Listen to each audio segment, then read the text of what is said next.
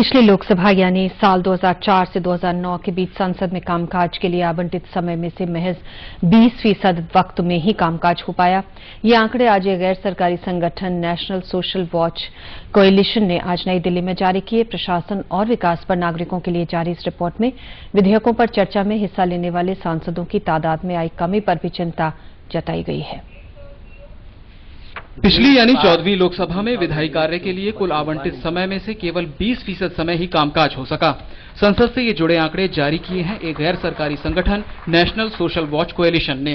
प्रशासन और विकास पर नागरिकों के लिए जारी इस रिपोर्ट में इस बात पर भी चिंता जताई गई है कि 2008 की तुलना में 2009 में विधेयकों पर चर्चा में हिस्सा लेने वाले सांसदों की तादाद में कमी आई। 2009 में संसद द्वारा 41 कानून पारित किए गए, जबकि 2008 में यह आंकड़ा 47 था। खास बात यह है कि 2009 में संसद के दोनों सदनों में अमीर सांसदों की संख्या में खासा इजाफा देखा गया। निचले सदन की बात करें तो लोकसभा में पहुंचने वाले 25% सांसद उद्योगपति, व्यापारी और बिल्डर हैं।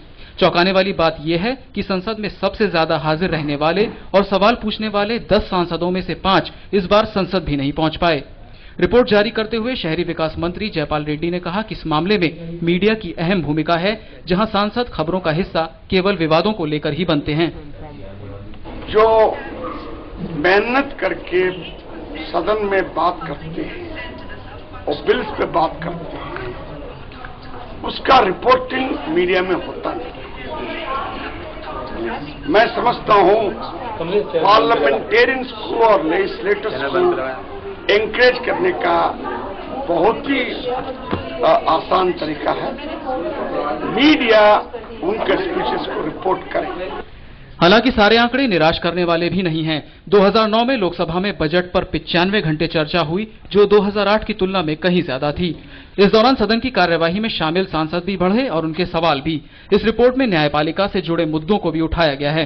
इसके मुताबिक सुप्रीम कोर्ट में दायर जनहित याचिकाओं में से केवल 1% को ही स्वीकार किया गया। दूसरी ओर रिपोर्ट में देश के अलग अलग उच्च न्यायालयों में लंबित 40 लाख मामलों पर भी चिंता जताई गई है। विकास सारथी, डीडी न्यूज, दिल्ली।